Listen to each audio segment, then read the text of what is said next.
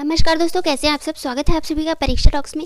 आज हम बात करने वाले हैं हिंदी साहित्य के छायावाग से जुड़े प्रश्नों पर। हाँ जी, इसमें हमने कुछ प्रश्न कर लिए थे, प्रश्न नंबर 285 तक पूरा कर लिया था। आज हम उसके आगे की बात करेंगे।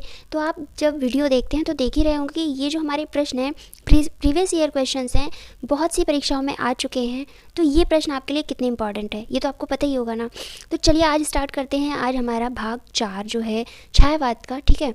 इसमें भी हम बहुत ही महत्वपूर्ण क्वेश्चन करने वाले हैं जो आपके किसी भी जितने भी पेपर हैं जो आपके हिंदी साहित्य से जुड़े हैं, चाहे वो टीजीटी पीजीटी हो या फिर ये हमारे इसका एग्ज़ाम जो आने वाला है अभी हिंदी लिटरेचर से जुड़ा, या फिर DSSS भी हो, कोई भी अभी ऐसा एग्ज़ाम हो जिसमें जो हिंदी लिटरेचर से जुड़ा है। ये आपको पता है कि सभी के लिए जो है एक तरीके के ही क्वेश्चन होते हैं, वही है हिंदी साहित्य, वही आदिकाल, रीतिकाल, भक्तिकाल और आधुनिक काल, है ना।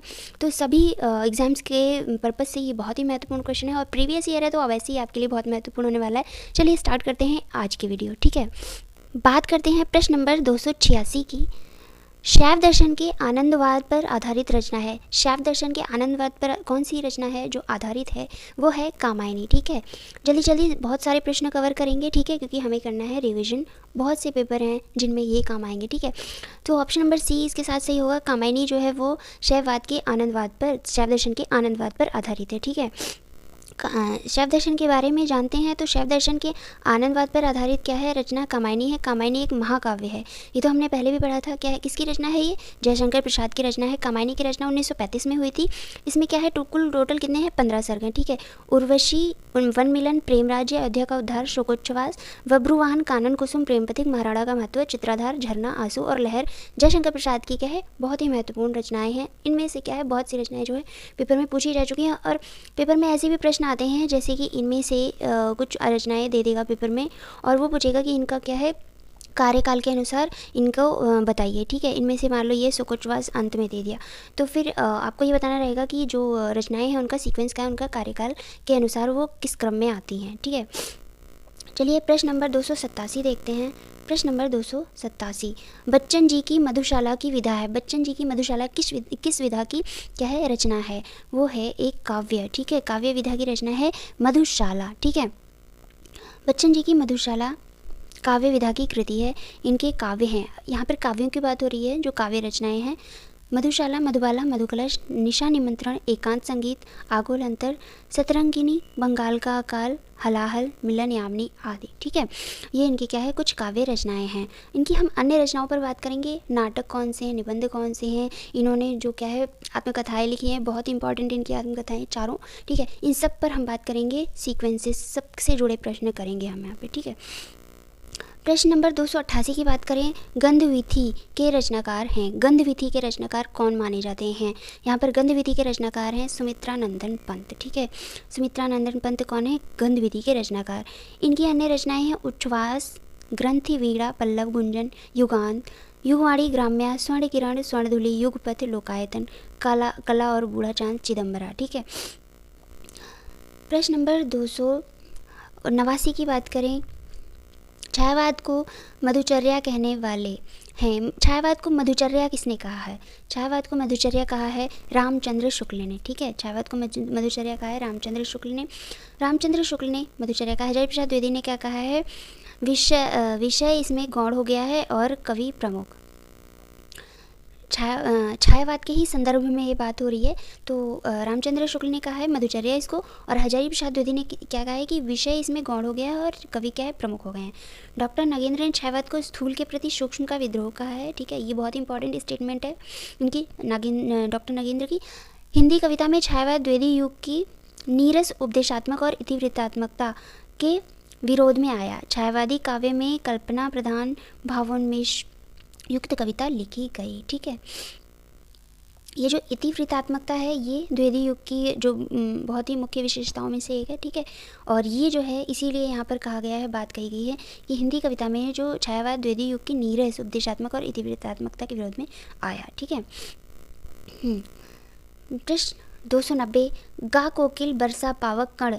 गा कोकिल बरसा पावक कण पंक्ति किस रचनाकार की है? कौन कहता है ये, किस रचनाकार ने ये पंक्ति कही है? तो ये है सुमित्रानंदन पंत, ठीक है। गा कोकिल बरसा पावक कण सुमित्रानंदन पंत कि युगांत कविता की है, युगांत कविता की यह क्या है, पंक्ति मानी जाती है। ठीक है, अन्य कवियों की कुछ महत्वपूर्ण पंक्तियां हैं। चढ़ चेतक पर तलवार उठा, रखता था भूतल पानी को, राणा प्रताप सिर काट काट करता था सफल जवानी को। श्याम नारायण पांडे ने ये कहा है। यह जो पंक्ति है श्याम नारायण पांडे की है। मत कहो आकाश में कुहना घना, यह किसी की व्यक्तिगत आलोचना है। ठीक है, दुष्यंत कुमार की यह पंक्ति है। अमल धवल गिर के शिखरों पर बादल को गिरते देखा है। नागार्जुन की बहुत ही महत्वपूर्ण जो पंक्ति है, बादल को गिरते देखा है, इनकी रचना है। ठीक है, अमल धवल गिर के शिखरों पर बादल को गिरते देखा है। ठीक है, नागार्जुन से जुड़ी पंक्ति है। बात करते हैं प्रश्न 291 पर। ठीक है, 291, निम्न में से कौन सा सुमेलित नहीं है, कौन सा इसमें है जो सुमेलित नहीं है। ठीक है, अनामिका महादेवी वर्मा, क्या ये सही है?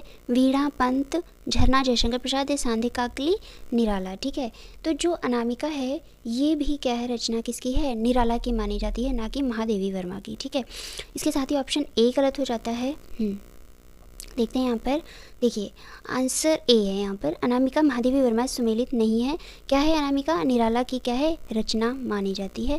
वीणा पंत, झरना जयशंकर प्रसाद, सांधे काकली, निराला, नीरजा महादेवी वर्मा की रचना है, नीरजा ना कि अनामिका। प्रश्न नंबर 292, छायावाद को राष्ट्रीय जागरण की काव्यात्मक अभिव्यक्ति किसने कहा है? छायावाद को राष्ट्रीय जागरण की काव्यात्मक अभिव्यक्ति किसने कहा है? ठीक है, तो ऐसा कहने वाले जो हैं छायावाद को राष्ट्रीय जागरण की काव्यात्मक अभिव्यक्ति, वो हैं नामवर सिंह। ठीक है, नामवर सिंह के साथ ऑप्शन नंबर ए सही हो जाता है। यहाँ पर बात करें छायावाद को राष्ट्रीय जागरण की काव्यात्मक अभिव्यक्ति कहने वाले हैं नामवर सिंह। मानव अथवा प्रकृति के सूक्ष्म किंतु व्यक्त सौंदर्य में आध्यात्मिक छाया का भान मेरे विचार से छायावाद की सर्वमान्य व्याख्या हो सकती है। नंद दुलारे वाजपेयी ने ये कथन कहा है। छायावाद स्थूल के प्रति सूक्ष्म का विद्रोह, ये तो हमने बात की थी डॉक्टर नगेंद्र ने।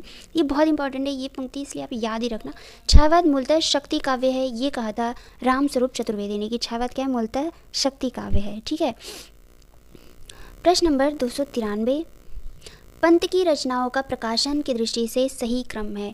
पंत की रचनाओं का प्रकाशन की दृष्टि से सही क्रम कौन सा है? इस तरह की रचनाएं मैंने अभी कहा था थोड़ी देर पहले की पूछी जाती हैं। ठीक है, ग्राम्य युगांत गुंजन लोकायतन, क्या ये सही है?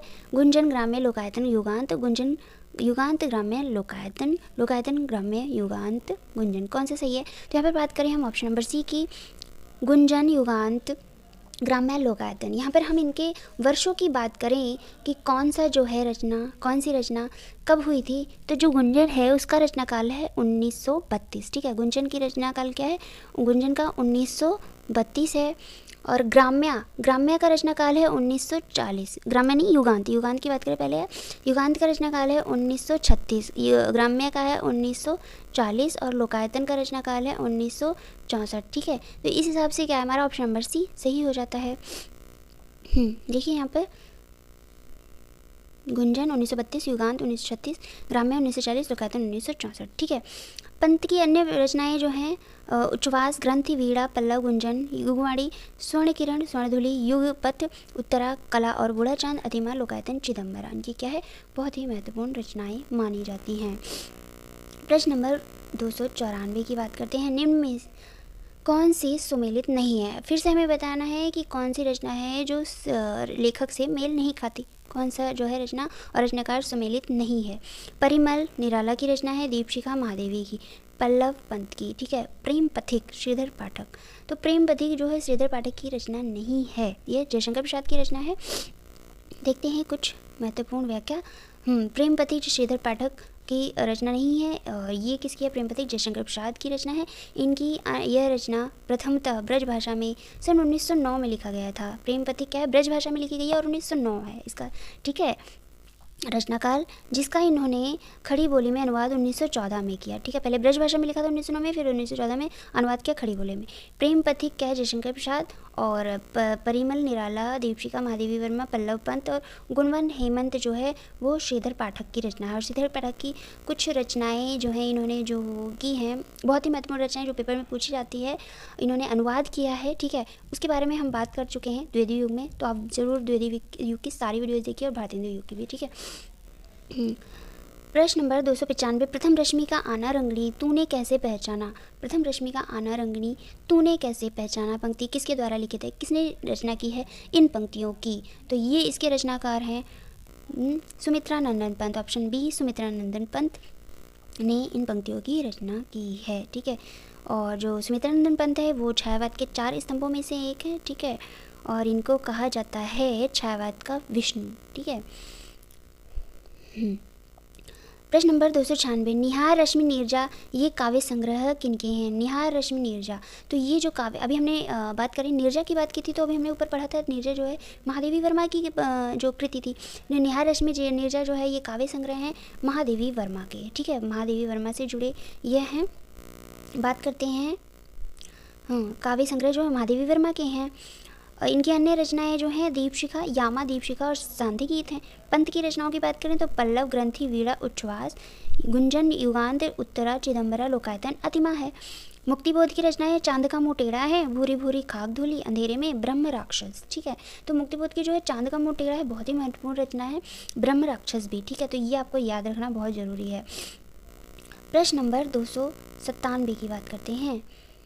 श्रद्धा नामक पात्र किस महाकाव्य में है। श्रद्धा किस जो है महाकाव्य से जुड़ी है, तो हम ये बात बार बार कर चुके हैं कि जो कामायनी है उससे जुड़ी है श्रद्धा। ठीक है, और कामायनी किसकी रचना है, जयशंकर प्रसाद की रचना है। ये है प्रश्नों का आकार प्रकार, इस तरीके से पेपर में प्रश्न पूछे जाते हैं, इसलिए ये बार बार इस तरीके के प्रश्न आ रहे हैं। ठीक है, हर एक तरीके के प्रश्नों को यहाँ पर शामिल किया गया है। श्रद्धा नामक पात्र जो कामायनी में है, जयशंकर प्रसाद की महाकाव्य में है। ठीक है, ये जो कामायनी है जयशंकर प्रसाद की रचना है, महाकाव्य है एक। इस महाकाव्य के अन्य पात्र मनु, ईड़ा और कुमार हैं। साकेत मैथिली शरण गुप्त की प्रमुख पात्र जो उर्मिला है। ठीक है, जो है साकेत भी बहुत ही महत्वपूर्ण है मैथिली शरण गुप्त की रचना, इसके बारे में भी हम बात कर चुके हैं डिटेल में।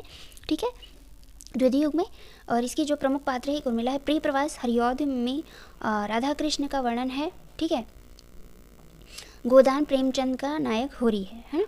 तो इसके बारे में हम आगे बात करेंगे।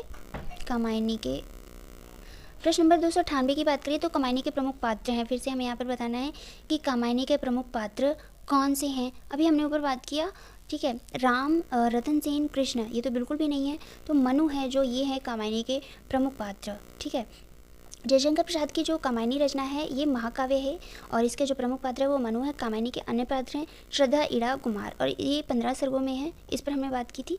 रामचरितमानस के जो प्रमुख पात्र हैं और इसके रचनाकार हैं तुलसी हैं, वो तुलसीदास। ठीक है, कृष्ण जो है सूरसागर के प्रमुख पात्र में से हैं, और इसके रचनाकार कौन है, वो हैं सूरदास। रतन सेन जो है पद्मावत जायसी की रचना है, बहुत ही महत्वपूर्ण रचना है, इसके क्या है प्रमुख पात्रों में से एक हैं रतन सेन। ठीक है, बात करते हैं प्रश्न नंबर 299 की।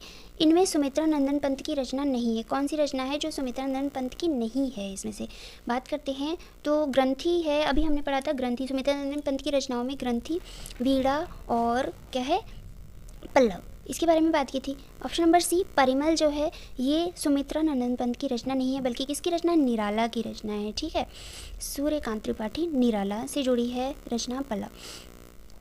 प्रश्न 300 की बात करें, हालावाद के प्रतिष्ठित कवि हैं। हालावाद के प्रतिष्ठित कवि कौन से हैं, तो ये हैं हरिवंश राय बच्चन।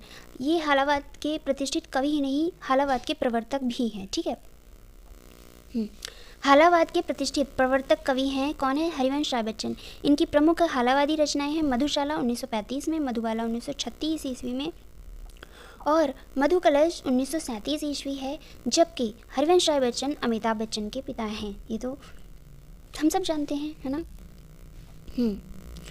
प्रश्न नंबर 301, कुकुरमुत्ता, नए पत्ते तथा तुलसीदास किनकी कृतियां हैं या किनकी रचनाएं हैं, किससे जुड़ी हैं ये, कुकुरमुत्ता, नए पत्ते तथा तुलसीदास। यहाँ पर ये जयशंकर प्रसाद की भी नहीं है, सुमित्रा नंदन पंत की भी नहीं है, महादेवी वर्मा की नहीं है, तो कौन बचते हैं, निराला से जुड़ी हैं ये रचनाएं। ठीक है, कुकुरमुत्ता, नए पत्ते तथा तुलसीदास नामक जो कृतियां हैं वो निराला की हैं। जयशंकर प्रसाद की उर्वशी, प्रेम पथिक, झरना, आंसू लहर की प्रमुख रचनाएं हैं। सुमित्रा नंदन पंत की बात करें तो ग्रंथि, पल्लव, वीणा, गुंजन, लोकायतन, चिदंबरा, स्वर्णधुली, स्वर्ण किरण इनकी मुख्य रचनाएं हैं। महादेवी वर्मा की बात करते हैं, निहार रश्मि नीरजा, सांध्य यामा इनसे जुड़ी हैं। ठीक है, प्रश्न नंबर 302, प्रवासी के गीत के रचनाकार हैं? प्रवासी के गीत, ठीक है। प्रवासी के गीत के रचनाकार कौन माने जाते हैं? नरेंद्र शर्मा, भगवती चरण वर्मा, हरिवंश राय बच्चन या हरिकृष्ण प्रेमी। तो यहाँ पर बात करें जो प्रवासी के गीत है वो रचना है नरेंद्र शर्मा की, ठीक है। प्रवासी के गीत के रचनाकार नरेंद्र शर्मा है। इनकी अन्य रचनाएं हैं प्रभात फेरी, पलाश वन, मिट्टी और फूल, हंसमाला, रक्तचंदन आदि। मधुशाला, मधुबाला, मधुकलश नामक ग्रंथ हरिवंश राय बच्चन ने लिखा है, ठीक है। हरिकृष्ण प्रेमी ने अग्निगान, वंदना के बोल नामक काव्य लिखे हैं, ठीक है। प्रश्न नंबर 303, गिरा हो जाती है शनयन। गिरा हो जाती है शनयन, नयन करते नीरव भाषण। गिरा हो जाती है शनयन, नयन करते नीरव भाषण जैसे विरोधाभासी चमत्कार का सौंदर्य किसकी कविता में प्राप्त है? किसकी कविता से जुड़ी हैं इस तरह के विरोधाभासी चमत्कार का सौंदर्य? यहाँ पर बात करते हैं, ये हैं पंत जिनकी कविताओं में मिलता है विरोधाभासी चमत्कार इस तरह का, ठीक है। गिरा हो जाती है सनयन, नयन करते नीरव भाषण जैसे विरोधाभासी चमत्कार का सौंदर्य जो है सुमित्रानंद पंत की कविता में प्राप्त होता है। पंत की प्रसिद्ध रचना पल्लव, ग्रंथि, गुंजन, चिदम्बरा आदि हैं। निराला की जूही कली, निराला ने क्या है जूही की कली, अनामिका, राम की शक्ति पूजा तथा गीतिका आदि ग्रंथ लिखे हैं। वहीं प्रसाद ने उर्वशी, झरना, लहर, आंसू तथा कामायनी जैसे काव्यों की रचना की है। जबकि महादेवी वर्मा ने यामा, नीरजा, निहार, रश्मि आदि रचनाएं क्या है लिखी हैं या की हैं। प्रश्न नंबर 304 की बात करें। प्रश्न नंबर 304, सूची 1 और सूची 2 को क्या है मिलाना है, ठीक है, मिलान करना है। सूचियों के नीचे दिए गए कोड का प्रयोग कर सही उत्तर चुनिए। देखते हैं, नीचे कुछ कोड दिए गए हैं, हमें क्या है मिलान कर और उस कोड से क्या है बताना है कि कौन सी रचना किस रचनाकार की है, ठीक है। यहाँ पर बात करते हैं अगर ऑप्शन नंबर ए की जूही की कली, तो जो जूही की कली रचना है वो किसकी है? अभी हमने ऊपर बात की निराला की रचनाओं में क्या था जूही की कली, है ना। तो ऑप्शन नंबर 4 जूही की कली से हो जाता है। और नौका विहार जो रचना है वो किसकी है? नौका विहार रचना हो जाती है सुमित्रानंदन पंत की, ठीक है। नदी के द्वीप अज्ञेय की रचना मानी जाती है। और पुष्प की अभिलाषा जो है माखनलाल चतुर्वेदी की रचना मानी जाती है। इस हिसाब से हमारा ए का होगा 4, ए का 4 2 में है। और नौका विहार जो है बी का होगा 3 सुमित्रानंदन पंत, तो बी का जो है 3, सी का 1 और डी का 2, ठीक है। तो हमारा ऑप्शन नंबर ए सही हो जाता है। देखते हैं आगे, देखते हैं। ऑप्शन नंबर ए जूही की कली, निराला, नौका विहार, सुमित्रानंदन पंत, नदी के द्वीप अज्ञेय, पुष्प की अभिलाषा, माखनलाल चतुर्वेदी, ठीक है। 305 प्रश्न नंबर 305 देखते हैं। किस अनुभूति की प्रधानता के कारण छायावादी काव्य को स्थूल के प्रति सूक्ष्म का विद्रोह माना गया है? किस क्या है अनुभूति की प्रधानता के कारण, यहाँ पर क्या है छायावादी काव्य को स्थूल के प्रति सूक्ष्म का विद्रोह माना गया है। तो सबसे पहले हमें जान लें जो ये कथन है या जो ये स्टेटमेंट है वो किसने कहा है। तो वो अब तो आप भी बता सकते हैं किसने कहा है, डॉक्टर नगेंद्र के द्वारा कहा गया है ये कथन। तो यहाँ पर अनुभूति की प्रधानता की बात करें तो यहाँ पर क्या है स्वानुभूति की प्रधानता है, जिसके क्या है जिसके कारण जो है छायावादी काव्य को स्थूल के प्रति सूक्ष्म का विद्रोह कहा गया है या माना जाता है, ठीक है। प्रश्न नंबर 306, छायावादी काव्य के प्रमुख 4 स्तंभ किन्हें माना जाता है? छायावादी काव्य के प्रमुख 4 स्तंभ कौन कौन से हैं यहाँ पर हमें ये बताना है। तो प्रसाद डॉक्टर रामकुमार वर्मा, शिवमंगल सिंह सुमन पंत हैं। प्रसाद पंत निराला महादेवी वर्मा है। पंत से यहाँ सुमित्रानंद पंत है और जयशंकर प्रसाद है। सूर्यकांत त्रिपाठी निराला है, ठीक है। प्रसाद मुक्तिबोध गोपाल सिंह नेपाली पंत हैं या मुकुटधर पांडे निराला दिनकर प्रसाद हैं। यहाँ पर हम ये सब जानते हैं कि जो हमारे छायावाद के प्रमुख स्तंभ हैं वो हैं जयशंकर प्रसाद, सूर्यकांत त्रिपाठी निराला, सुमित्रानंदन पंत और महादेवी वर्मा, है ना। ये देखिए ये बहुत इंपॉर्टेंट है। जो है छायावाद के वृहत्त्रयी जो हैं कौन हमारे रचनाकार, ठीक है। तो वृहत्त्रयी रचनाकारों में आते हैं। छायावाद के 4 स्तंभ तो पता चल गए, प्रसाद पंत निराला और महादेवी वर्मा। और हम वृहत्त्रयी और छायावाद के जो कवियों को वृहत्त्रयी और लघुत्रयी में बांटा गया है, ठीक है। जो वृहत्त्रयी रचनाकार हैं वो जयशंकर प्रसाद है, सूर्यकांत त्रिपाठी निराला है और सुमित्रानंद पंत हैं, ठीक है। लघुत्रयी में महादेवी वर्मा है, रामकुमार वर्मा और भगवती चरण वर्मा है, ठीक है। तो ये त्रयी मतलब कि 3-3 की संख्या में है और वृहत्त्रयी और लघुत्रयी में इस तरीके से बांटा गया है इनको। 3 जो है वृहत्त्रयी में, 3 लघुत्रयी में, ठीक है। प्रश्न नंबर 307 की बात करें, किस समीक्षक ने कहा है किस समीक्षक ने कहा है छायावादी काव्य में भारतीय परंपरा के जीवन तत्वों का समावेश हुआ है? क्या है कि छायावादी काव्य में भारतीय परंपरा के जीवन तत्वों का समावेश हुआ है, ये किसने कहा है? ऐसा कहने वाले कौन है? वो है हमारे डॉक्टर नगेंद्र। ठीक है। प्रश्न नंबर 308 की बात करें, छायावादी चेतना को मूर्तिमान करने वाली कृति कामायनी का प्रकाशन कब हुआ? कब हुआ था कामायनी का प्रकाशन? तो ये हमने पहले ही पढ़ चुका कि जो कामायनी है वो जयशंकर प्रसाद की रचना है और ये एक महाकाव्य है। ठीक है, जयशंकर प्रसाद का महाकाव्य है और इसकी जो है प्रकाशन हुआ था 1935 में। ठीक है। छायावादी काव्य चेतना को मूर्तिमान करने वाली कृति कामायनी का प्रकाशन 1935 में हुआ था। कामायनी जयशंकर प्रसाद की रचित जो है महाकाव्य है। इनके द्वारा रचित अन्य काव्य कृतियाँ कानन कुसुम, झरना, आंसू लहर और प्रेम पथिक तथा अन्य भी हैं।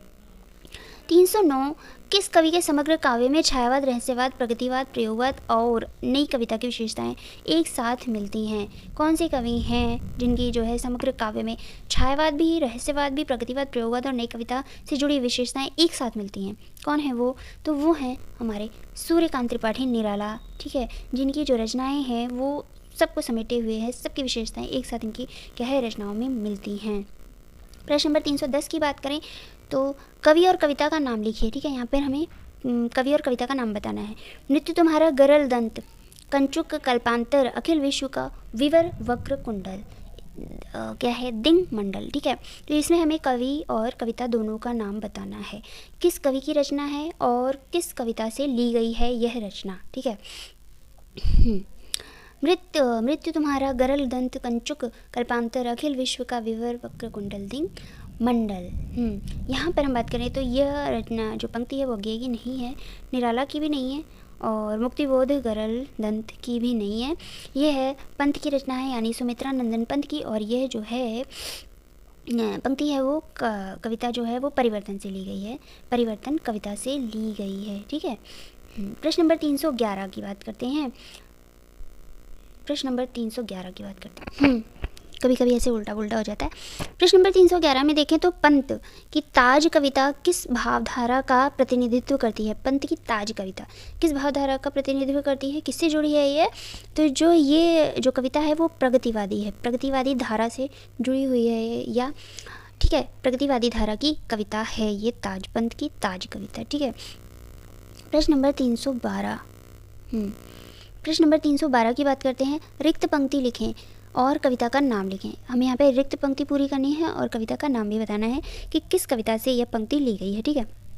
साड़ी की सिकुड़न सी जिस पर शशि की रेशम विभा से भर, साड़ी की सिकुड़न सी जिस पर शशि की रेशम विभा से भर, इसकी जो पूरी पंक्ति है आगे की क्या है और किस कविता से ली गई है? तो यह जो है हम इसके आगे की देखिए पंक्ति जो है, साड़ी की सिकुड़न सी जिस पर शशि की रेशम विभा से भर, ऑप्शन नंबर डी सही होगा। यहाँ पे सिमटी है वर्तुल मृदुल लहर नौका विहार से यह ली गई है, नौका विहार से। यहाँ पर देखते हैं नौका विहार से, देखिए है ना, ऑप्शन नंबर 4 नौका विहार से यह ली गई है। ठीक है। देखते हैं। ठीक है। प्रश्न नंबर 313 प्रश्न नंबर 313 श्रद्धा को कामायनी क्यों कहा जाता है? श्रद्धा को कामायनी क्यों कहा जाता है यहाँ पर हमें ये बताना है प्रश्न नंबर 313 में। ठीक है। ए, श्रद्धा में कामवासना की भावना अधिक थी इसलिए उसे कामायनी कहा जाता है। श्रद्धा, ऑप्शन नंबर बी, श्रद्धा कामगोत्र की बालिका है इसलिए श्रद्धा नाम के साथ उसे कामायनी भी कहा जाता है। ऑप्शन नंबर सी, श्रद्धा कमनीय अत्यधिक थी इसलिए उसे कामायनी कहा जाता है। ऑप्शन नंबर डी, श्रद्धा में कामनाओं की अधिकता थी इसलिए उसे क्या है कामायनी कहा जाता है। कौन सा इसमें जो ऑप्शन सही है? तो यहाँ पर हमने बात की, हम पहले भी पढ़ चुके हैं पिछली वीडियो में कि जो है श्रद्धा कामगोत्र की बालिका है इसलिए उसे क्या है कामायनी कहा जाता है। ठीक है। इस तरीके के प्रश्न जो पेपर में आते हैं और ये प्रश्न आ चुका है किस पेपर में देखिए तो छत्तीसगढ़ असिस्टेंट प्रोफेसर 2009 का क्वेश्चन है ये। कामायनी में कुल कितने सर्ग हैं? 2। कामायनी में कुल टोटल हैं 15 सर्ग। ठीक है। प्रश्न नंबर 314 की बात करें, भारतीय इतिहास में जल प्लावन की घटना का उल्लेख किस ग्रंथ में मिलता है? भारतीय इतिहास में जल प्लावन की घटना किससे जुड़ी है यह घटना? प्रश्न नंबर 314 की बात करें तो ये घटना जुड़ी है option number A, Shatapatha Brahmana के 8वें अध्याय में। ठीक है। शतपथ ब्राह्मण के 8वें अध्याय से जुड़ी है जल प्लावन की यह घटना। प्रश्न नंबर 315 की बात करें, निराला की निम्नलिखित रचनाओं में से किस रचना को हिंदी का शोकगीत कहा जाता है? किस रचना को कहा जाता है हिंदी का शोकगीत, इसके बारे में भी हमने पढ़ा है, ठीक है। ये जो रचना है वह है सरोज स्मृति, जो हिंदी का शोकगीत कहा जाता है, जिसे निराला की निम्नलिखित रचनाओं में से सरोज स्मृति को हिंदी का शोकगीत कहा जाता है। इनकी यह रचना अनामिका काव्य संग्रह में संकलित है, ठीक है। जो सरोज स्मृति है वो अनामिका नामक काव्य संग्रह में संकलित है। इनकी एक रचना तोड़ती पत्थर भी इसी में संग्रहित है। जो तोड़ती पत्थर है वो भी अनामिका में संग्रहित है। जूही की कली निराला की प्रथम कविता है। क्या है? जूही की कली निराला की प्रथम कविता है। ऐसे पूछ लेता है कि निराला की प्रथम कविता कौन सी है, तो जूही की कली। इन्हें मुक्त छंद का प्रवर्तक माना जाता है। मुक्त छंद का प्रवर्तक किसे माना जाता है? निराला को। तुलसीदास इनके 101 छंदों में रचित एक खंड काव्य है। एक ही क्या व्याख्यान में कितने सारे प्रश्न मिल जाते हैं हमें यहाँ। प्रश्न नंबर 316 की बात करें, प्रकाशन काल के अनुसार निम्नलिखित कृतियों का सही अनुक्रम है। प्रकाशन काल के अनुसार जो ये कृतियां हैं उनका सही अनुक्रम कौन सा होगा? तो यहाँ पर बात करते हैं हम, जो आंसू है, आंसू का जो प्रकाशन वर्ष है वो है 1925, ठीक है। यहाँ पे लिखते हैं 1925। ग्रंथि का प्रकाशन वर्ष कब है? वो है 1920। यामा का प्रकाशन वर्ष है 1940 और बेला का प्रकाशन वर्ष है 1946, ठीक है। इस हिसाब से हमारा कौन सा ऑप्शन सही होगा? ऑप्शन नंबर बी सही हो जाता है। ग्रंथि 1920, फिर आंसू 1925, फिर यामा 1940, फिर बेला 1946, ठीक है। देखते हैं यहाँ पर, ग्रंथि सूर्यकांत सुमित्रानंद पंत की रचना है, आंसू जयशंकर प्रसाद की, यामा महादेव वर्मा की, बेला फिर से निराला की रचना मानी जाती है। प्रश्न नंबर 317 की बात करें तो, सुनकर क्या तुम भला करोगे मेरी भोली आत्मकथा, अभी समय भी नहीं थकी सोई है मेरी मीन व्यथा, ठीक है। उपरोक्त काव्य पंक्तियाँ निम्नलिखित में से किसके द्वारा रचित हैं? किसने कहा है ये सुनकर तुम भला करोगे, ठीक है। तो ये जो रचना है, ये जो पंक्ति है वो है option number A, Jaishankar Prasad से जुड़ी है, ठीक है। आगे देखते हैं, कुछ पंक्तियाँ महत्वपूर्ण देख लेते हैं। ये तो हमने पढ़ लिया, सुनकर क्या तुम भला करोगे। बीन भी हूँ मैं तुम्हारी रागनी भी हूँ, दूर हूँ तुमसे अखंड सुहागनी भी हूँ। ये किसकी जो पंक्ति है ये है महादेवी वर्मा की, ठीक है। दुखी जीवन की कथा रही क्या कहूँ आज जो नहीं कही, ये है सूर्यकांत त्रिपाठी निराला की रचना और ये पेपर में आ चुकी है, ठीक है। प्रश्न नंबर 318 की बात करें, निम्नलिखित पुस्तकों में से किसकी भूमिका को छायावाद का घोषणा पत्र कहा जाता है? किसकी पुस्तकों में क्या है, किसकी भूमिका को, इन पुस्तकों में से, इन चारों में से किसकी भूमिका को छायावाद का घोषणा पत्र कहा जाता है, या फिर इसे क्या कहा जाता है? मैनिफेस्टो कहा जाता है, ठीक है। कौन सी रचना है वो? तो वो है पल्लव की भूमिका को छायावाद का घोषणा पत्र या फिर मैनिफेस्टो कहा जाता है। जो सुमित्रानंद पंत की रचना है, पल्लव की भूमिका को छायावाद का घोषणा पत्र कहा जाता है। अनामिका एवं परिमल महाप्राण सूर्यकांत त्रिपाठी निराला के काव्य संग्रह हैं। देखिए यहाँ पर महाप्राण है, इनका क्या है नाम दिया गया है। जो सूर्यकांत त्रिपाठी निराला हैं, यहाँ पर ऐसे पूछेगा कि कुछ कवियों का नाम देगा, यहाँ पर पूछेगा इनमें से महाप्राण क्या है, किसकी विशेषता है या किसका उपनाम है, ठीक है। तो वहाँ पे सूर्यकांत त्रिपाठी निराला होंगे, ठीक है। कामायनी छायावाद का उपनिषद कहा जाने वाला काव्य महाकाव्य है, जिसकी रचना जयशंकर प्रसाद ने की थी, ठीक है। यहाँ पर हो रही है बहुत तेज बारिश। प्रश्न नंबर 319 की बात करें, यहाँ पर कुछ ऑप्शंस भी दिए गए हैं। प्रश्न नंबर 319, श्रद्धा और ईड़ा से संबंधित मुक्तिबोध के सही कथन कौन से हैं? कौन से इनमें से सही कथन जो मुक्तिबोध ने श्रद्धा और ईड़ा के संबंध में कहे हैं या लिखे हैं? ईड़ा का व्यक्तित्व सामाजिक सार्वजनिक महत्व से विन्यस्त है, ठीक है।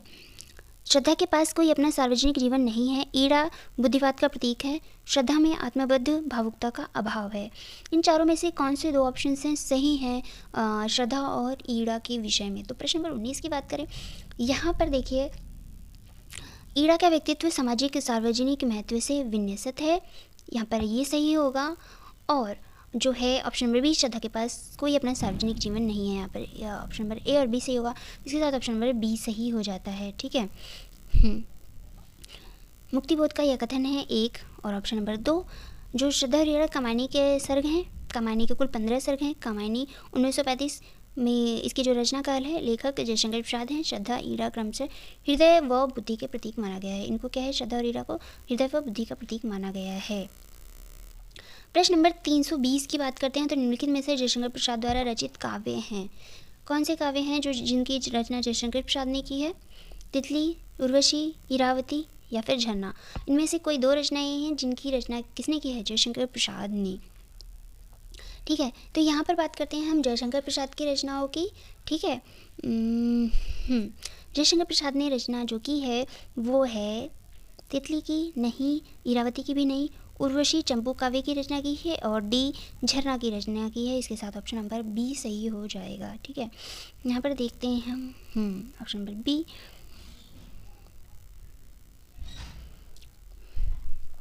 जो यहाँ पे हैं प्रश्नगत विकल्प में बी और डी जयशंकर प्रसाद द्वारा रचित काव्य हैं। और यहाँ पर बात करें जो तितली है वो एक उपन्यास है, ना कि काव्य। उर्वशी जो है चंपू काव्य है, इरावती भी उपन्यास है और झरना क्या है? फिर से काव्य हो जाता है। ठीक है, प्रश्न नंबर 321 की बात करें। प्रश्न नंबर 321 की बात करें तो 321 बहुत बड़ा हो जाता है प्रश्न हमारा। विजिबल यहाँ पर हो जाएगा, मुझे आशा आप सबको दिख रहा होगा। प्रश्न नंबर 321। ठीक है, आचार्य रामचंद्र शुक्ल के इन कथनों को संबद्ध कवियों से सुमेलित कीजिए। नीचे दिए गए कूट का प्रयोग करते हुए सही उत्तर क्या है चुनना है हमें। कि जो आचार्य रामचंद्र शुक्ल हैं उन्होंने किस कवि के बारे में कौन सी पंक्ति कही है। ठीक है, कूट अभी हम देखेंगे नीचे ऑप्शन में क्या क्या ऑप्शन है हमारे पास। ठीक है, तो यहाँ पर बात करें जो अज्ञात प्रिय की ओर इशारा करने के अतिरिक्त इन्होंने जगत के अनेक प्रस्तुत रूपों और व्यापारों को भी अपनी सरल भावनाओं के रंग में देखा है। ठीक है, ये जो ऑप्शन नंबर ए है यह किसके विषय में कहा है? रामचंद्र शुक्ल ने। ठीक है, तो ये जो कथन है इन्होंने किसके बारे में कहा है? ये कहा है सूर्यकांत त्रिपाठी निराला के विषय में। ठीक है, इस ऑप्शन नंबर बी, इस वेदना को लेकर इन्होंने हृदय की ऐसी अनुभूतियाँ सामने रखी हैं जो लोकोत्तर हैं। ऑप्शन नंबर बी की बात करें तो ऑप्शन नंबर बी जो है इस वेदना को लेकर ये पंक्ति इन्होंने किसके बारे में कही है? महादेवी वर्मा के बारे में। ठीक है, ऑप्शन नंबर सी की बात करें, कवि की रहस्य दृष्टि प्रकृति की आत्म जगत के रूपों और व्यापारों में व्यक्त होने वाली आत्मा की ओर जाती है। कवि की जो रहस्य दृष्टि है प्रकृति की आत्मा जगत के रूपों और व्यापारों में व्यक्त होने वाली आत्मा की ओर जाती है। ये जो कथन है इन्होंने किसके विषय में कहा है? ये कथन इन्होंने कहा है सुमित्रानंद पंत के विषय में। ऑप्शन नंबर डी, इनकी रहस्यवादी रचनाओं को देखकर चाहे तो ये कहें कि इनकी मधुवर्षा के मानस प्रसार के लिए रहस्यवाद का पर्दा मिल गया हो। ये जो कथन है इन्होंने कहा है जयशंकर प्रसाद के संदर्भ में। ठीक है, तो यहाँ पर हमने ये पंक्तियाँ देख ली। इसके साथ ही हम ऑप्शंस देखते हैं।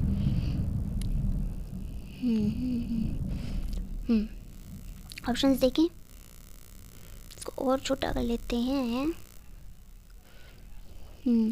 इसके साथ ही हम देखेंगे यहाँ पर इसका जो है राइट आंसर होगा ऑप्शन नंबर सी।